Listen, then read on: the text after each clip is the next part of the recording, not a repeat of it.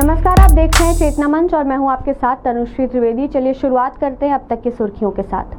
Delhi high court का कहना, पढ़ी लिखी पत्नी को नौकरी के लिए नहीं कर सकते मजबूर। एक याचिका की सुनवाई के दौरान दिल्ली हाई कोर्ट ने पति को नसीहत देते हुए कहा कि सिर्फ इसलिए कि पत्नी स्नातक तक की पढ़ाई कर चुकी है उसे नौकरी के लिए मजबूर नहीं किया जा सकता और ये नहीं माना जा सकता कि वह अलग रह रहे पति से गुजारा भत्ता पाने के लिए जानबूझकर काम नहीं कर रही। नोएडा में सुबह की सैर करना कहीं आपको भी भारी ना पड़ जाए। क्या आप भी यूपी के हाईटेक सिटी नोएडा और ग्रेटर नोएडा में रहते हैं और स्वस्थ रहने के लिए आप मॉर्निंग वॉक करते हैं?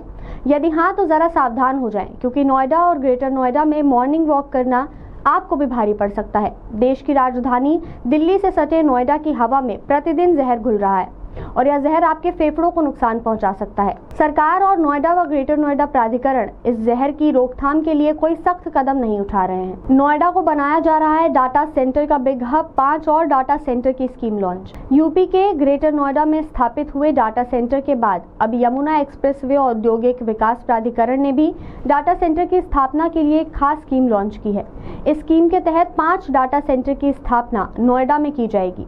इस योजना के बाद नोएडा और ग्रेटर नोएडा क्षेत्र देश का सबसे बड़ा डाटा सेंटर हब बन जाएंगे। डाटा सेंटर का हब बनने के बाद नोएडा और ग्रेटर नोएडा के विकास को 4 चांद लग जाएंगे। आमदनी के मामले में टॉप 10 शहरों में नंबर 1 पर है नोएडा शहर। देश की राजधानी दिल्ली की बगल में स्थापित नोएडा शहर कमाई यानी धन के मामले में सबसे आगे है।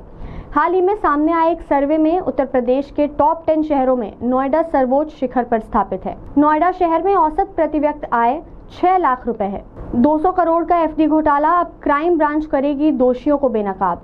नोएडा प्राधिकरण में पिछले महीने 200 करोड़ रुपए की फिक्स डिपॉजिट घोटाले में नोएडा प्राधिकरण अपने अधिकारियों को बचाने का पूरी तरीके से प्रयास कर रहा है। इसलिए जांच में आरोपी अधिकारियों को क्लीन चिट दे दी गई। अब मामले की गंभीरता को देखते हुए ये मामला क्राइम ब्रांच को सौंपा गया है, जिसके बाद अब क्राइम ब्रांच नोएडा प्राधिकरण के दोषी अफसरों को बेनकाब करेगी। नोएडा के एमिटी विश्वविद्यालय में सांस्कृतिक कार्यक्रमों ने बांधा समा। एमिटी विश्वविद्यालय में चल रहे 24वें अंतर संस्थान एमिटी खेल प्रतियोगिता संगठन 2022 के अंतर्गत संस्थापक दिवस के एक दिन पूर्व समापन सांस्कृतिक कार्यक्रम का आयोजन एमिटी विश्वविद्यालय ने किया है। 22 जनवरी को होगा अयोध्या में श्री राम मंदिर का उद्घाटन। श्री राम मंदिर के दिव्य भव्य मंदिर का उद्घाटन 15 जनवरी से 25 जनवरी 2022 के बीच किसी भी दिन हो जाएगा, पहले ये कहा जा रहा था। लेकिन अब श्री राम जन्मभूमि तीर्थ क्षेत्र ट्रस्ट ने अयोध्या में श्री राम मंदिर का उद्घाटन 22 जनवरी 2022 को कराने की घोषणा कर दी है। जेवर एयरपोर्ट के पास बनने वाली है यूनिवर्सिटी। आपको बता दें कि उत्तर प्रदेश के ग्रेटर नोएडा शहर के पास जेवर में बन रहे